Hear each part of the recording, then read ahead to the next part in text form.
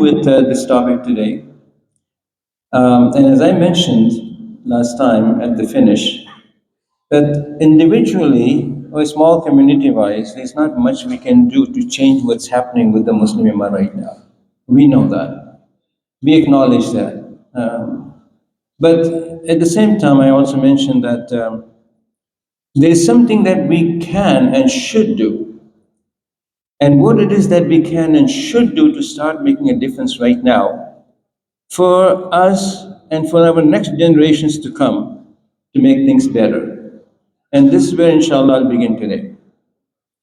أعوذ بالله من الشيطان الرجيم بسم الله الرحمن الرحيم الحمد لله رب العالمين الرحمن الرحيم مالك يوم الدين إياك نعبد وإياك نستعين اهدنا الصراط المستقيم صراط الذين أنعمت عليهم غير المغضوب عليهم ولا الضالين اللهم أرنا الحق حقا وارزقنا اتباعه وأرنا الباطل باطلا وارزقنا اجتنابه اللهم سمنا من الشيطان الرجيم رب اشرح لي صدري ويسر لي أمري واحلل عقدة من لساني يفقهوا قولي صلى الله تعالى على خلقه محمد وآله وصحبه أجمعين.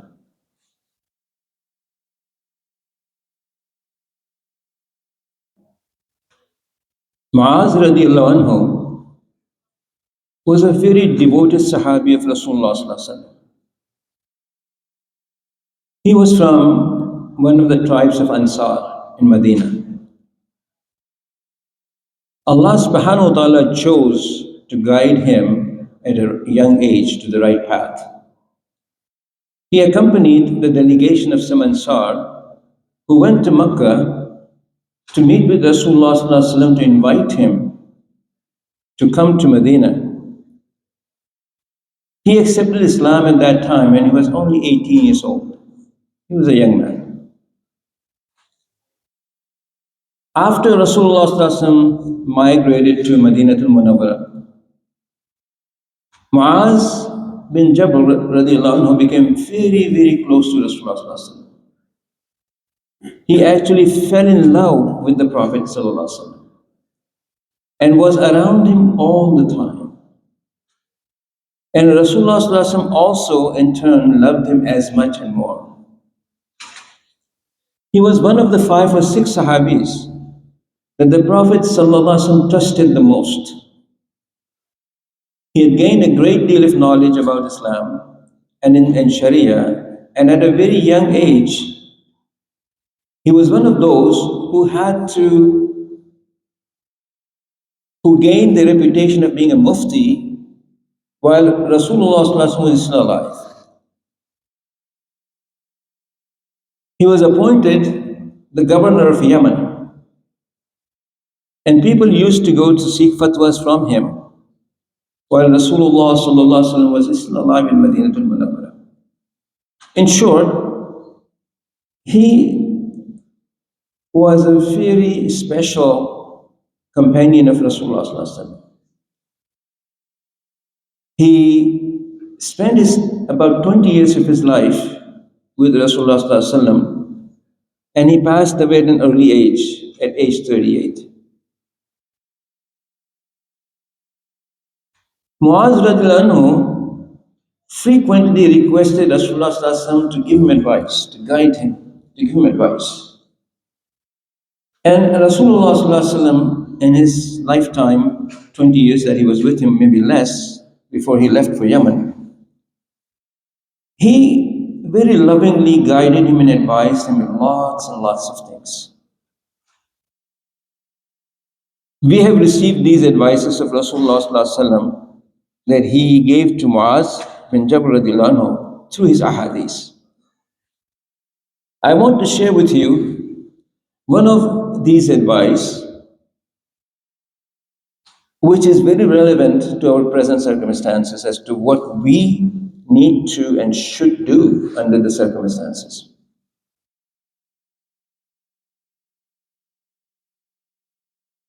We're going to go part by part of these 10-piece advice, inshallah, and explain some of these things. عن معاذ رضي الله عنه قال أوصاني رسول الله صلى الله عليه وسلم عشر كلمات.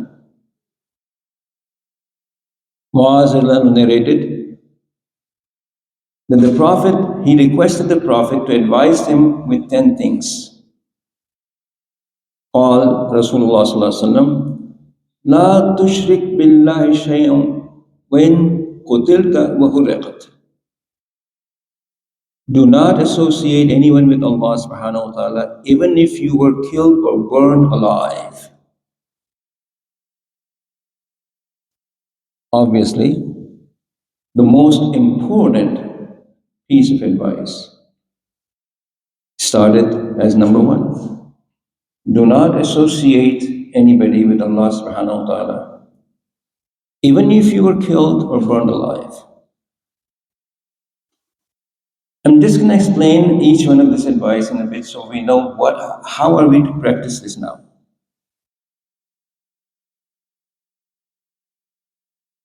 Associating with Allah subhanahu wa ta'ala, obviously, means number one, really obviously, that all of us know, is associating partners with Allah subhanahu wa ta'ala. Believing that somebody has some part of divinity of Allah subhanahu wa ta'ala as well. Like the Christians believe about Isa alayhi salatu wasalam. That we all know. But shirk billah includes too many other things that we don't really pay attention to. Every time we begin to obey anybody else, or even our own nafs, disobeying Allah subhanahu wa ta'ala is a kind of shirk.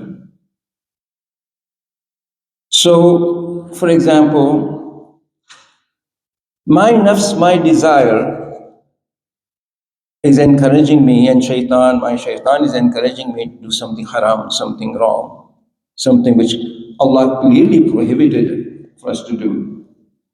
And I know that this Allah has prohibited us to do it. And I'm supposed to obey Him. But I choose to ignore Allah subhanahu wa ta'ala. I choose to ignore Allah subhanahu wa ta'ala's command, and I choose to obey my nafs and my shaitan. This is the kind of a shirk.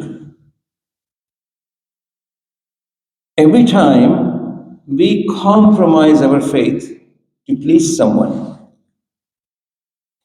every time we begin to give wrong interpretations of our faith so that others will not harm us, so that we will please others, is also a kind of a shirk with Allah subhanahu wa ta'ala. In other words, we fear somebody else more, we fear the safety and our security more than Allah subhanahu wa ta'ala. We face that if I'm going to tell the truth, if I would stand for the truth, that I would get hurt. And then therefore we choose to make excuses, and we choose to give wrong interpretations of Quran and Sharia and Hadith so that others will be pleased with us and not harm us. Of course, if we were to do it only at the time that we will be killed otherwise, that's a different story, but I'm not talking about that. I'm talking about in general sense, these days, Muslims, unfortunately, we keep excusing our faith. We are apologetic about what we believe. We try to find ways to just make it like it's not a big deal, we sort of not, actually this, actually that. This is not acceptable. Allah subhanahu wa ta'ala should always come first. This is what it means. You have to make sure that you do not associate anything, any of your desires, anybody, with Allah subhanahu wa ta'ala, even if you were killed or burnt alive.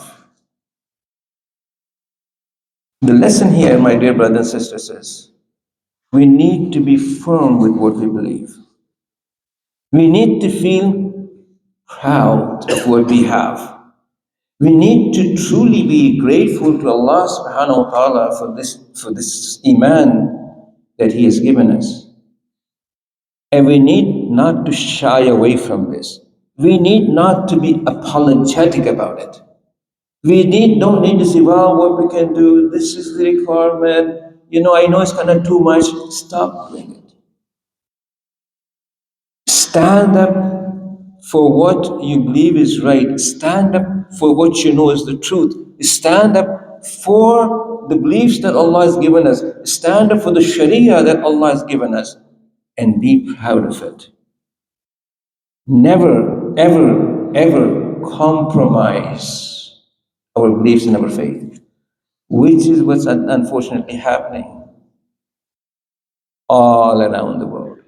Muslim countries, Muslim leaders, they all compromise their deen. They all want to please the others, to save their own seats and their own power and their own money, etc., etc., etc. This is the first advice that Rasulullah ﷺ gave to Muaz ibn Jabal. Do not associate anyone with Allah subhanahu wa ta'ala, even if you are killed or burned alive. Number two, ولا تأقن والديك وإن امراك أن تخرج من أهلك ومالك. Do not disobey your parents, even if they order you to leave your family and property. And I need to explain this as well. It has been mentioned by me and others all through the month that disobeying Allah, disobeying the parents, giving them hardship, even saying a harsh word to them is not allowed in Islam. And it's a major sin. We all know that part. But also it is important as parents, and I'm sure all of us who are sitting here right now are parents. We also need to know that while Allah subhanahu wa ta'ala has asked us not to disobey our parents, not to say even a harsh word to our parents, us as parents have also some responsibility.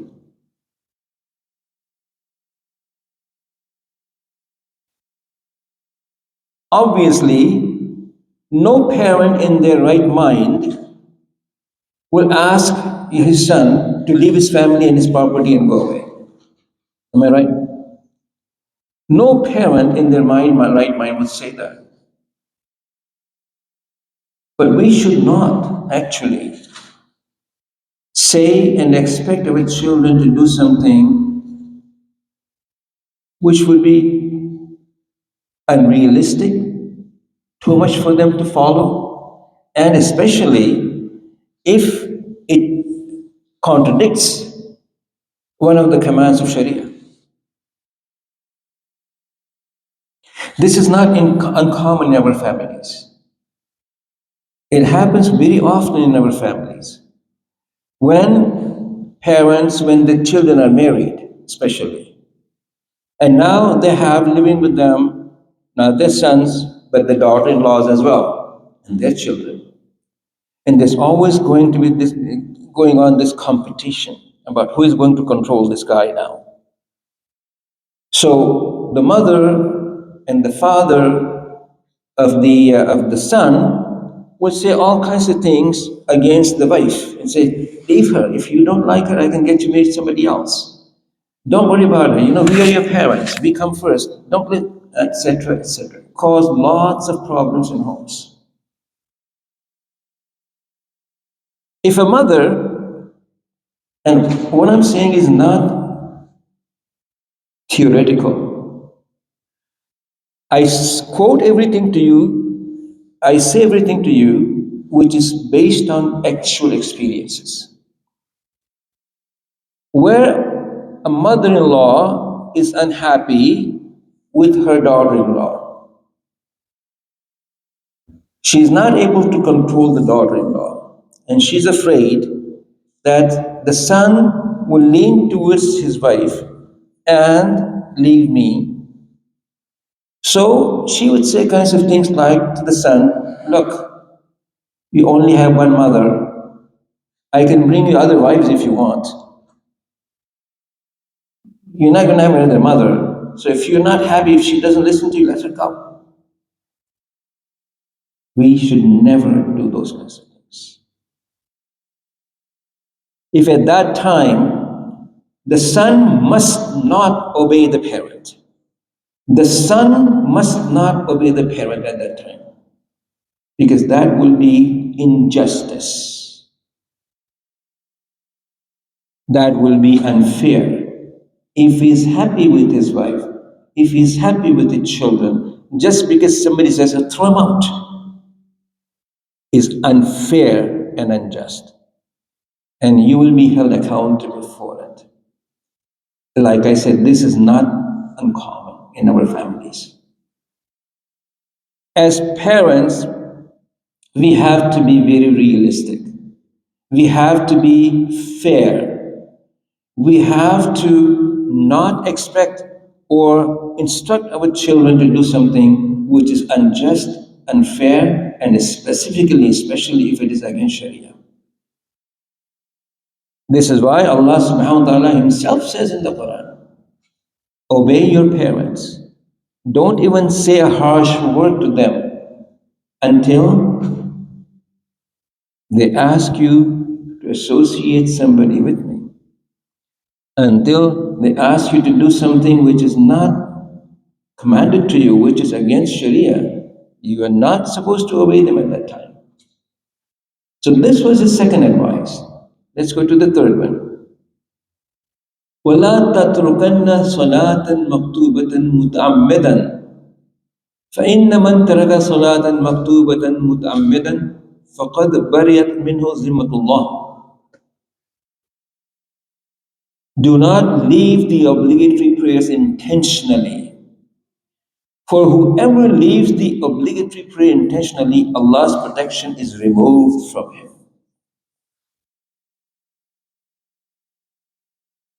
As you all know, that Salah is the first obligation after you say La ilaha illallah Muhammad Rasulullah sallallahu alaihi wasallam. And Salah is the first accountability in the Day of Judgment.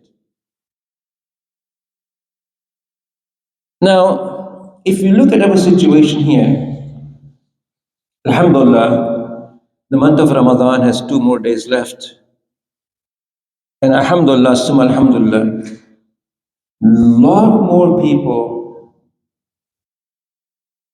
a heck of a lot more people we see in the masjid.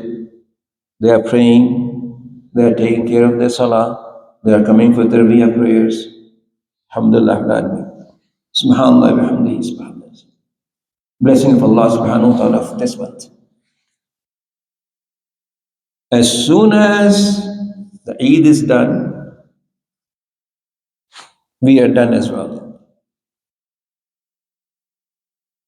Then, most of the Muslims are what they call Muslims of the Fridays in the Janazah prayers. You see them only on the Fridays, Eids and Janazah prayers. That's all. But what happened to the rest? Allah's protection will be gone. Allah has no more responsibility for you. When you, any of us intentionally ignore the Salah.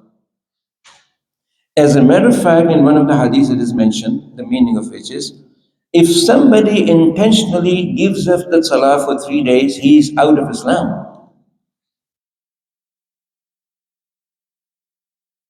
And in some narrations, it says 3 times of 3 obligatory salats. Some narrations 3 days. Intentionally gives up, does not care, out of Islam. Now just imagine how many Muslims around the world, and especially, may Allah forgive us, if you look at the pictures of Kaabatullah right now. In Makkatul Mukarramah, if you look at the live pictures of Kaabatullah, somebody told me this afternoon that there are between 2 and 3 million people there right now making Umrah around the world.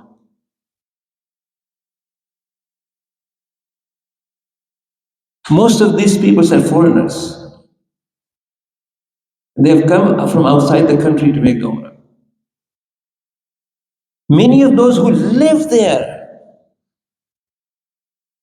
who live right in Makkatul Mukarramah, unfortunately are not punctual with their prayers. For them, it's not a big deal. They live around Makkatul Mukarramah, Kaabatullah all the time. Not a big deal. May Allah forgive us all. Salah, especially, like I said, you as parents, I as a father, have to make sure that I live by example. I have to establish prayer in my own home. I have to make sure that I'm punctual about my prayers. I have to make sure that I don't have to beat my kid up at age 10 if he doesn't pray. I have to make sure that I teach him by example so nicely that he or she automatically prays. That's our responsibility as parents.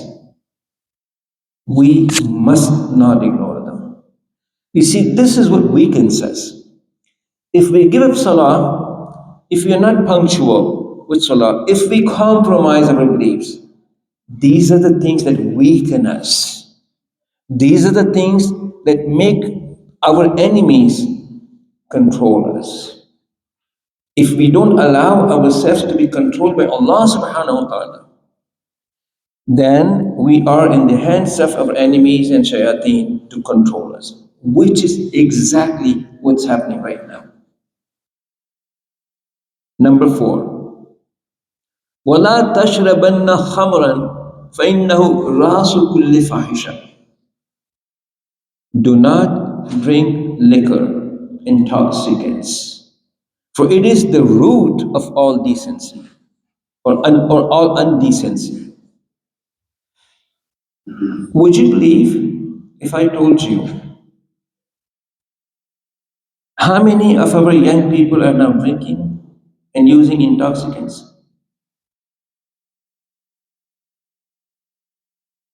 Because I work in the world of youth and children, and I counsel them. I know, talking to them, that a good number of them drink and use intoxicant and drugs as well.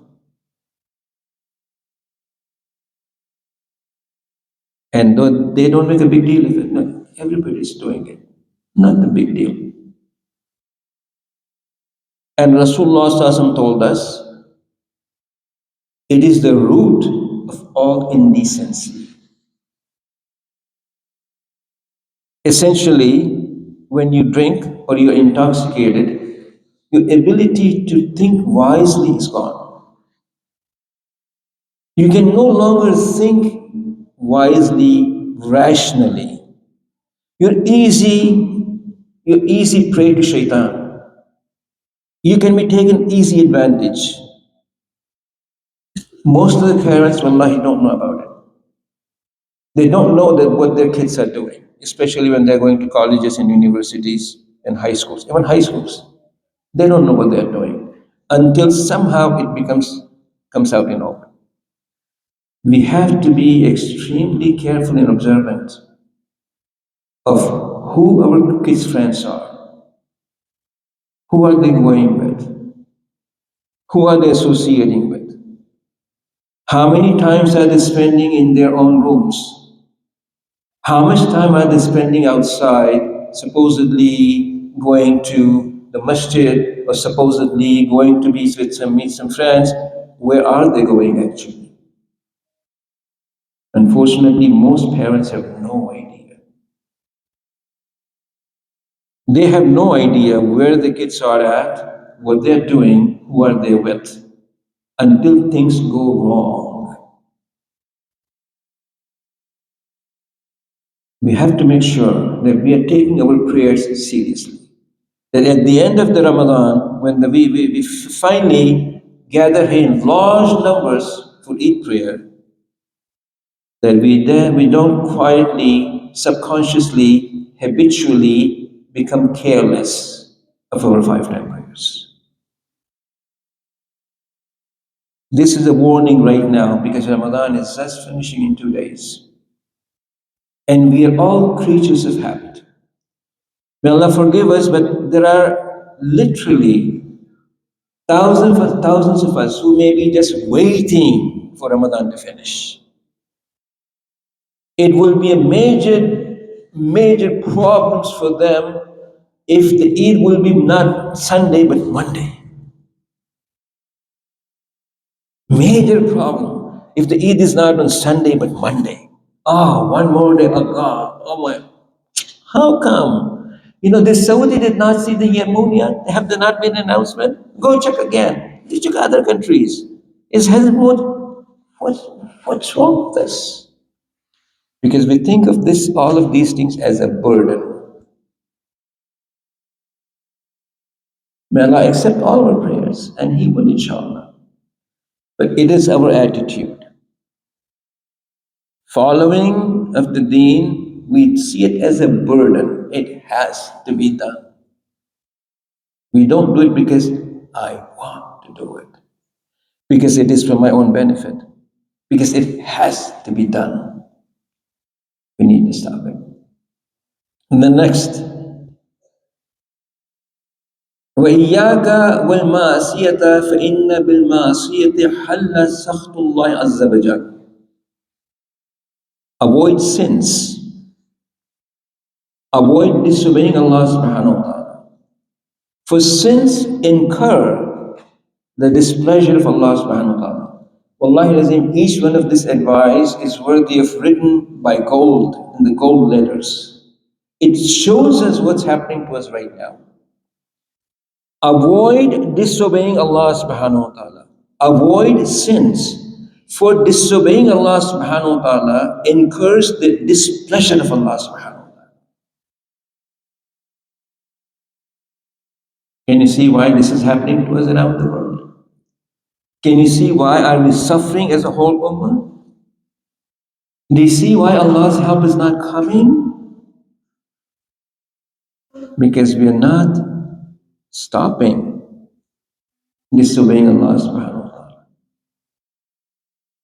We continue to keep committing these sins, and we have become so habituated to them that we don't even think of often as a big deal. And for as long as we will not stop sinning and displeasing Allah subhanahu wa ta'ala, do not accept Allah's help to come. Even a child cannot expect his father to be nice to him if he's disobeying him. It is against the fitrah. A child will not expect his father to even look at him with a smile if he is disobeying and doing things that hurt him. How can we expect Allah subhanahu wa ta'ala to look at us with a smile and with His mercy when we clearly are disobeying Him?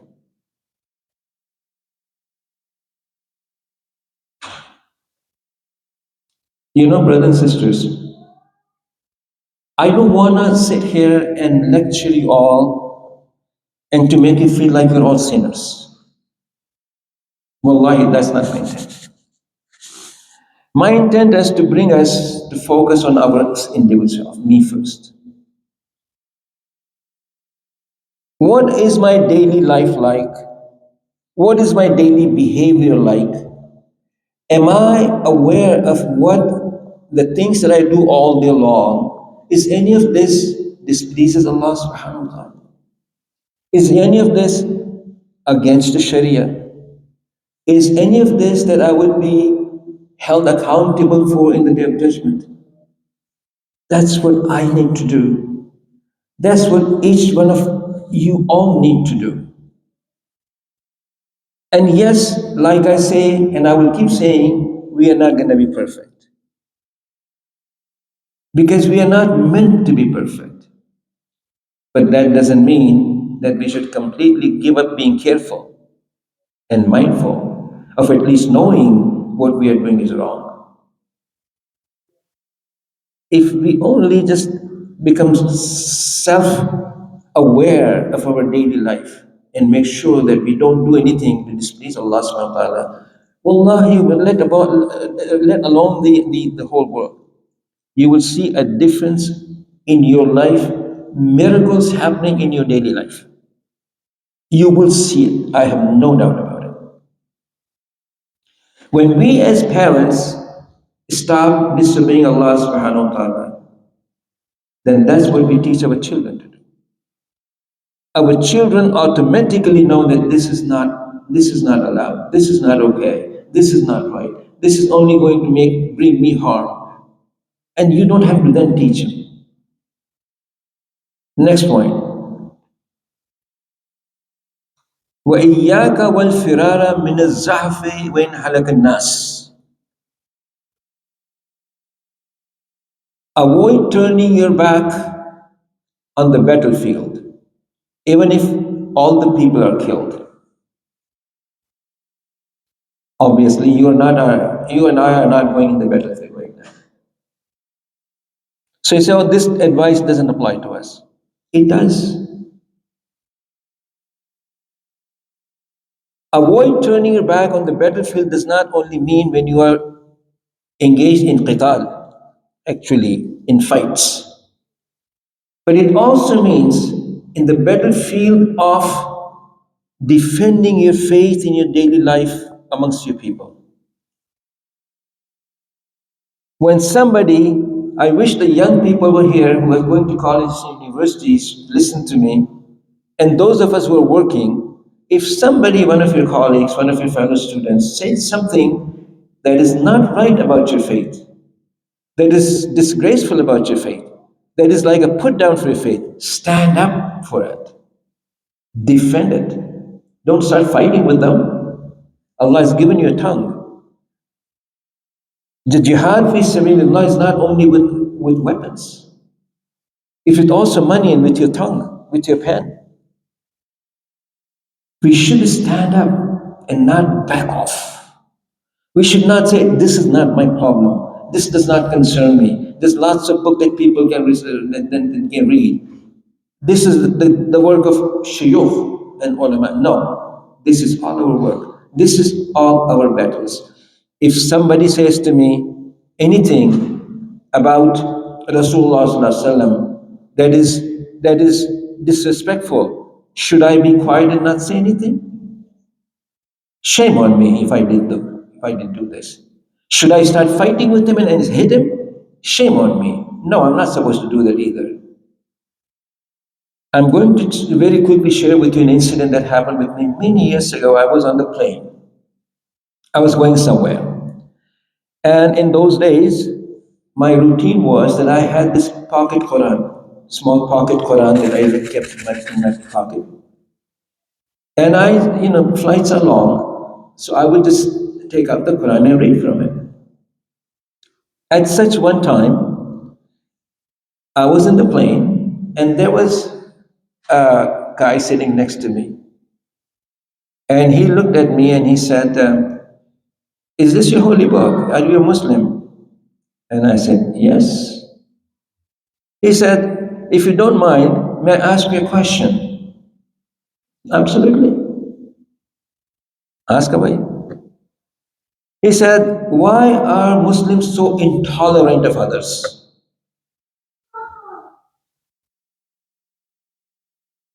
Why are Muslims so offended by other people's opinions?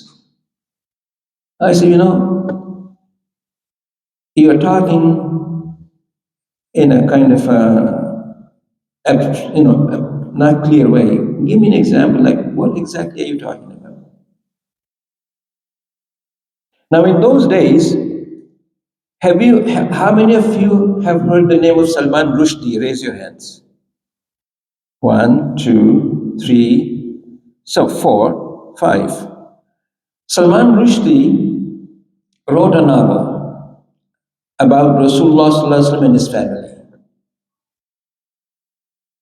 I don't want to mention anything that I read the whole thing, and I had done at that time a talk here for the press and media that was full in the gym, about 2,000 people, to defend against what he said about our Prophet. Anyways, in the plane, he said, so I said, give me an example like what you're saying. He says, like this Salman Rushdie guy. I says, yeah. He says, he has a right to say whatever he wants to say. Like we all have the right to say, I think, whatever we want to think. Why is this so intolerable for you? I said, now you are speaking in a concrete way. Now I can answer you in a concrete way. I said, look, have you read the book? He said, no. I said, then you should not be asking that question. Do you know anything about Islam? No. What do you know about Islam? Well, not much. One of the things I know that Muslims are very intolerant people. I said, let me educate you. This person claiming to be a Muslim has written in the name of fiction using the characters of our Prophet and his wives in a very disgraceful way. I said, are you a Christian? He said, yes. I said, we are a Muslim. I said, unlike some other faiths, people that we revere, people are our holy people. A prophet of Islam and his family, to me, is more respectful than my own family, my own parents, my own wife, and my own children. If I ask you, sir, would you be happy if somebody called your mother a whore? I said, of course not. See, why should you be offended? I have an opinion about your mother. I have an opinion about your mother. Why should I not be allowed to talk about my opinion about your mother? Respectful or disrespectful? He said, but that's different. I said, no, it's not different. I said, in Christianity, how revered is the figure of Jesus ﷺ? If somebody calls Jesus a homosexual, does it bother you? If they make movies about Jesus as a homosexual, which they were at that time, does that bother you? He was quiet.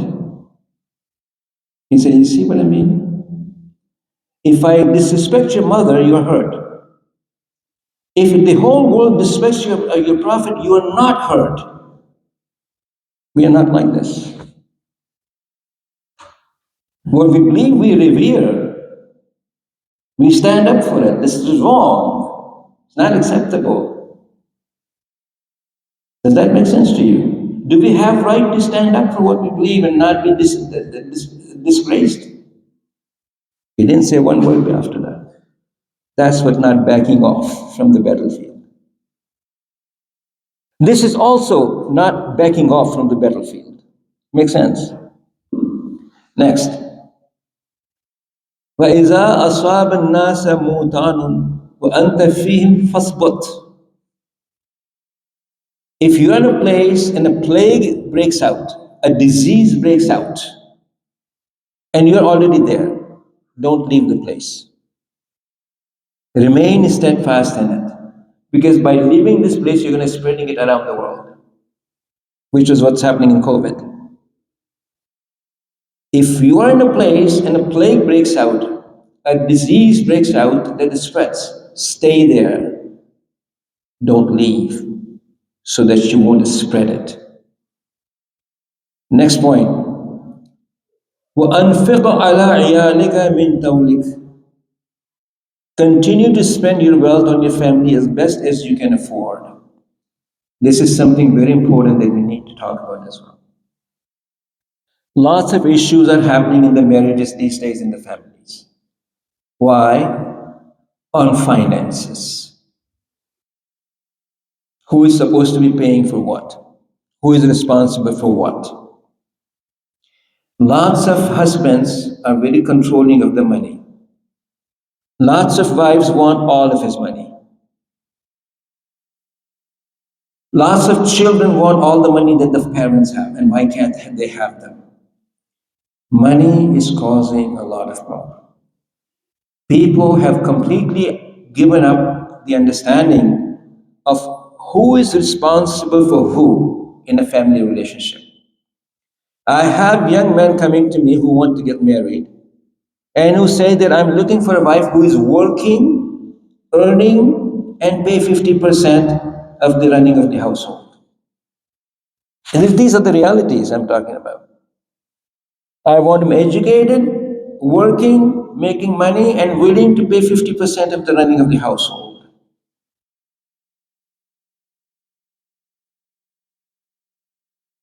Some women are so controlled financially that they don't have, if any money even to give sadaqah if they wanted to give sadaqah, because their husbands won't give them any more than what he or she needs to buy the groceries with. This is haram.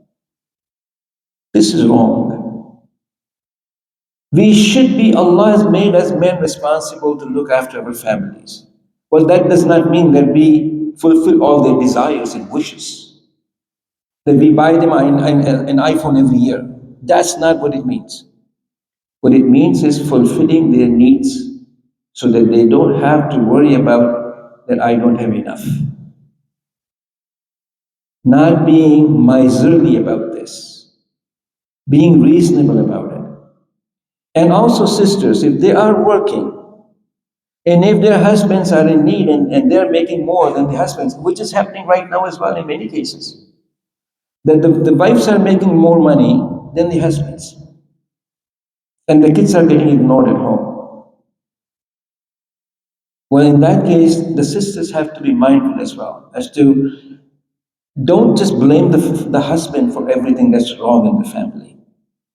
If he is allowing you, and if you, without needing to work, choosing to work, and if you need to help out, then help out. Then don't say, this is my money, you can't touch it.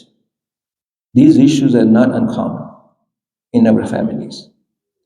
These are all the things that we need to get better at. Because what happens, if we don't get better at this, then these women of ours are going to become, guess what? Women's liberators. Women's liberation came from these kinds of things. I want to be liberated from this. They liberate themselves from Islam. In this today's world, there are many Muslim women around the world who is publicly standing up, defending the women's rights and liberation, and saying Islam is for men. All the Sharia is written by men, makes us weak. They use our women against us. These are the realities that we are facing. This is what we need to change, so that, if not now, gradually we can improve upon our own selves, our families, our communities, and our next generations. Next point. وَلَا تَرْفَعْ عَنْهُمْ أَصْوَاكَ أَدَبًا. Do not refrain from using your stick to teach the children manners. This needs to be understood as well. This does not mean that you beat up your kid if he doesn't pray, that you beat up your kid if he doesn't behave. It does not mean that. What it means simply is that if your child is not listening, not focusing, not being mindful, then it is okay to be harsh with them. It's okay to be harsh with them. Islam is a religion of balance, i'tidal. It doesn't go either this way or that way. It doesn't say, like the people say here, you never touch your kids. Period. If you touch your kids, we'll take up your kids from you because you are being, oppressive to the kids. Don't tell your kids to pray. It's his right if he's praying or not. If you say him, and if he says, I don't want to pray, if you force him, we'll then take your kids away from you. This is this extreme.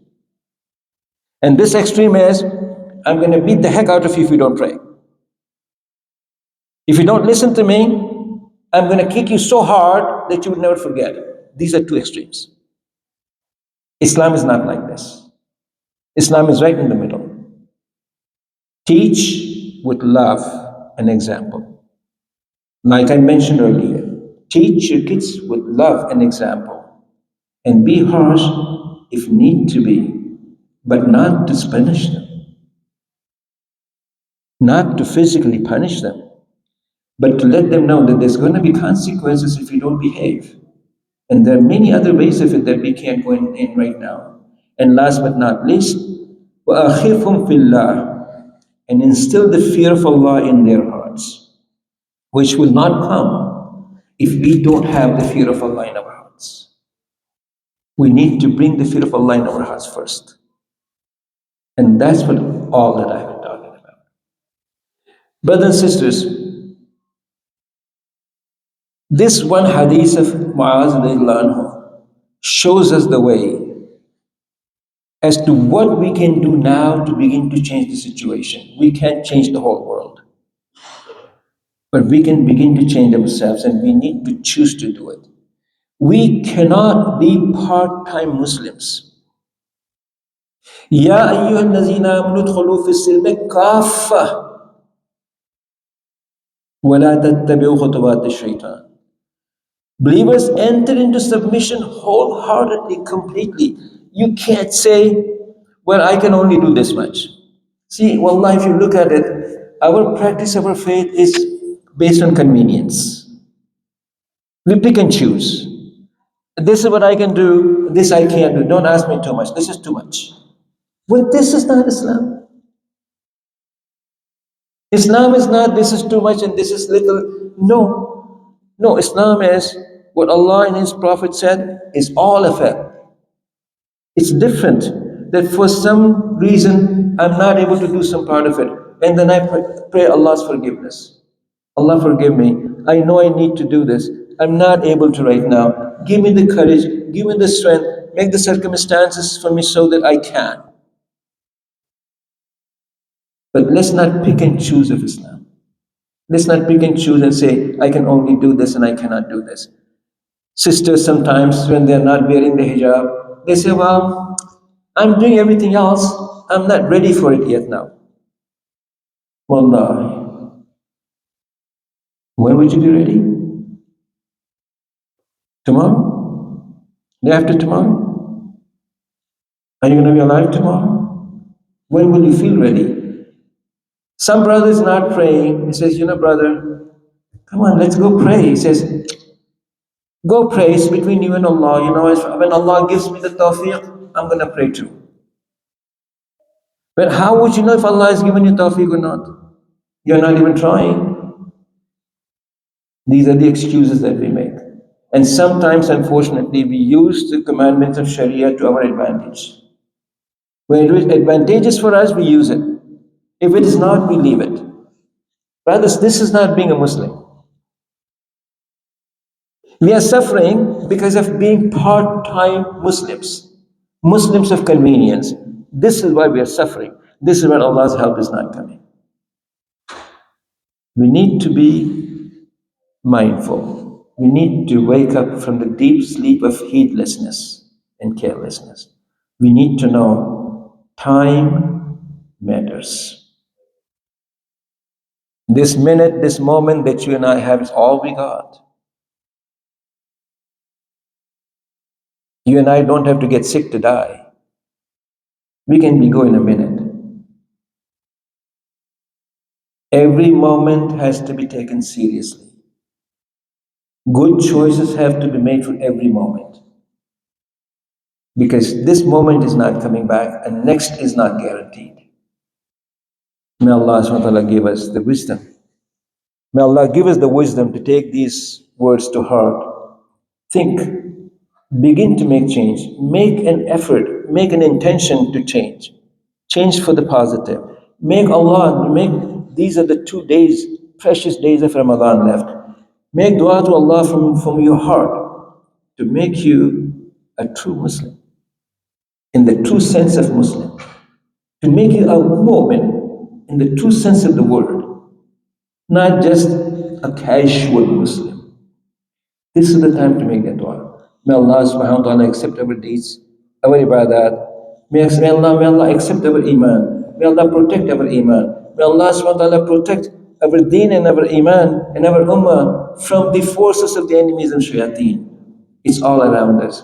اللهم صل على سيدنا محمد وعلى سيدنا محمد وآله وأصحابه وسلم. سبحان ربي العلي الأعلى الوهاب. ربنا تقبل منا صلاتنا وصيامنا وقيامنا وركوعنا وسجودنا ودعانا يا أرحم الراحمين. ربنا تقبل منا إنك أنت السميع العليم وتب علينا إنك أنت التواب الرحيم. اللهم حبب إلينا الإيمان وزينه في قلوبنا وكره إلينا الكفر والفسوق والعصيان واجعلنا من الراشدين. اللهم توفنا مسلمين والحقنا بالصالحين غير خزايا والمفتونين. اللهم أجرنا من النار، اللهم أجرنا من النار، اللهم أجرنا من النار، اللهم أجرنا من النار، اللهم أجرنا من النار، اللهم أجرنا من النار، اللهم أجرنا من النار وادخلنا في الجنة. ربنا تقبل منا إنك أنت السميع العليم وتب علينا إنك أنت التواب الرحيم. ربنا آتنا في الدنيا حسنة وفي الآخرة حسنة وقنا عذاب النار وقنا عذاب القبر وقنا عذاب الحشر وقنا عذاب الميزان. ربنا اغفر لي ولوالدي رب ارحمهما كما ربياني صغيرا. اللهم اغفر للمؤمنين والمؤمنات والمسلمين والمسلمات الأحياء منهم والأموات. صلى الله تعالى على خير خلقه محمد وآله وصحبه برحمته.